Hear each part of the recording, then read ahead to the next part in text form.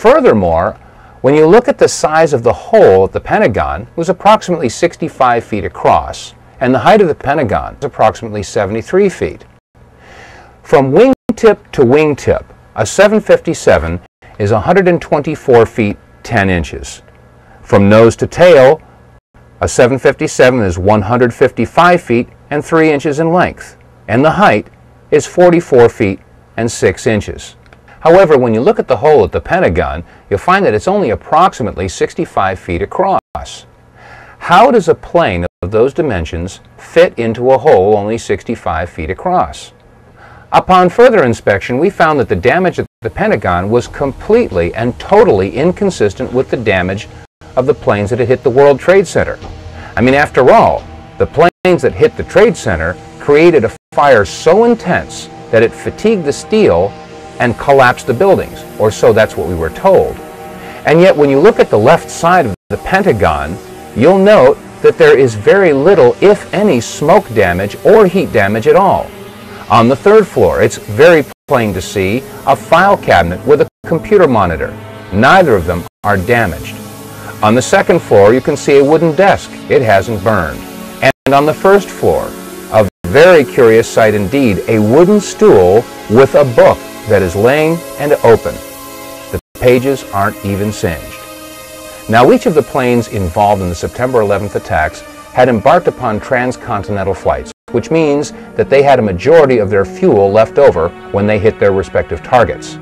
That means that approximately 8,600 remaining gallons of fuel would have been ignited on the 757 that had hit the Pentagon.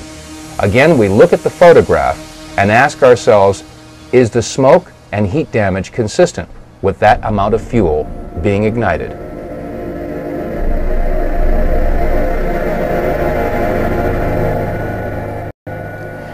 Ms. Therese Sagnier, a certified environmental specialist and a member of the Environmental Assessors Association, sent us the following letter after a brief conversation we had on the telephone.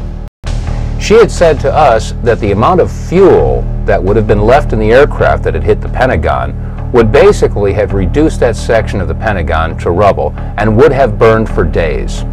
And that 8,600 gallons of fuel had a BTU rate of 86 million.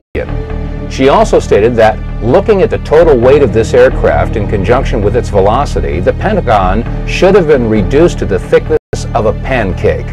Also, the fuel spill of 8,600 gallons would have posed a very large soil removal and disposal project, since the contaminated soil would be considered hazardous waste under Title 40 of the Code of Federal Regulations. Also, looking at the total heat value output of the JP-8 jet fuel, at 86 million BTUs, the temperature of the fire at the Pentagon after ignition would have been in excess of 3,000 degrees Fahrenheit. You could expect this size of involvement to last for days, and it would be visible for miles. Another interesting question that is raised is in the photographs of the collapsed area of the Pentagon. If you'll note the upper floor and roof area, it appears that that area simply collapsed and does not show any impact damage from a tail section that was over 43 feet in height. How could a 757 slam into the Pentagon and not have an impact area where the tail section would have hit the upper floors? Shortly after these questions were raised and the topic was open for discussion on our radio show, The Power Hour, these 5 frames were released from a security camera at the Pentagon. The only problem is that the release of these 5 photographs seemed to raise more questions than they answered. First of all, why was the date incorrect in the lower left corner of the screen? Second of all, they really didn't show that there was a 757 that had hit the Pentagon. And thirdly, many people asked, is this the only security camera that was on at the Pentagon? The Pentagon. This is the nerve center for the United States military, supposedly the most secure building in the country. And this is the only video footage that was available of the most heinous attack ever recorded at the Pentagon? Where were all the other security cameras aimed? What about the security cameras that were on in the hallways at the Pentagon? Every inch of the Pentagon is under video surveillance. Where are those video cameras. We also had a report about a gas station whose video camera was pointed in the exact direction where the 757 would have hit the Pentagon. Shortly after the event, it was reported that federal officials showed up at that gas station and confiscated that footage.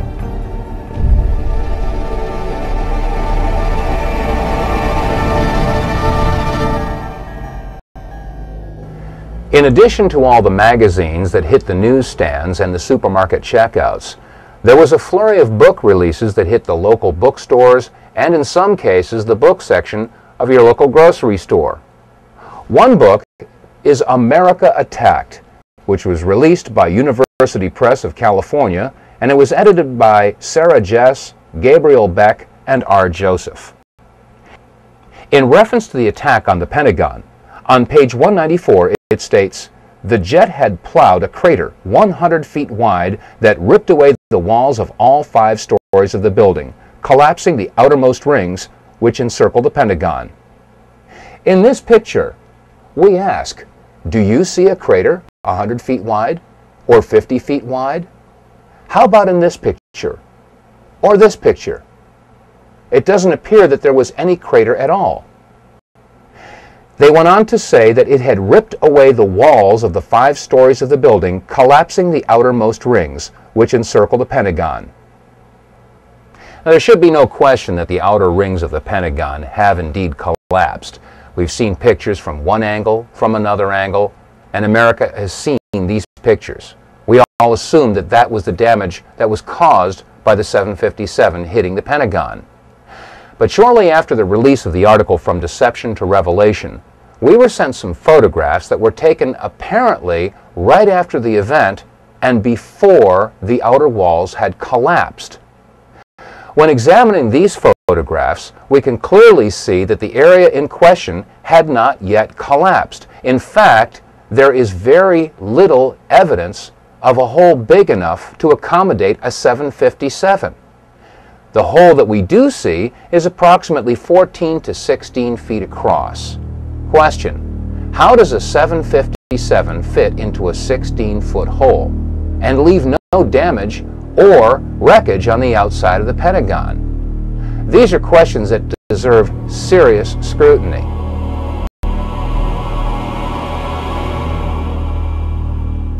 Let's take a look at some of the photographs that were taken before the outer wall of the Pentagon collapsed. In this first photograph, we can see the firefighters pulling the hoses away from the fire truck. In the foreground, we can see wire spools that were left on the front lawn of the Pentagon. After all, this section of the Pentagon was under renovation. We'll use these wire spools as reference points. Also, to the right of those wire spools and on the face of the Pentagon, we can see that some concrete facing has broken away. We'll also use this as a reference point as we examine these photographs. Now, to the left of that area where the facing has broken off, we can clearly see that the Pentagon has not yet collapsed. There are some flaming areas, and that area appears to be the only section where there is a hole approximately 14 to 16 feet. Question: how does a 757 fit into a 16-foot hole and leave no wreckage on the front of the building? We can also see that the roof of the building does show fatigue, but has not yet collapsed. In this photograph, an astonished onlooker sees exactly what we're seeing. The Pentagon had not yet collapsed. And again, there is no sign of any wreckage whatsoever. No tail, no fuselage, no wings, no wheels, no engines, no seats, no luggage, nothing on the outside of the Pentagon. Pentagon roofline is clearly visible, and again, it is under fatigue, but it had not yet collapsed. As we examine this next photograph, let's take a good close look at the lower left corner. You'll see engine 331 from the Metropolitan Washington Airport Authority, and we contacted the fire chief from this engine company. Chief Plower agreed to come on our radio show along with 2 of his firefighters, but 1 hour before airtime, they canceled. We were told that the 2 firefighters had been placed on indefinite leave.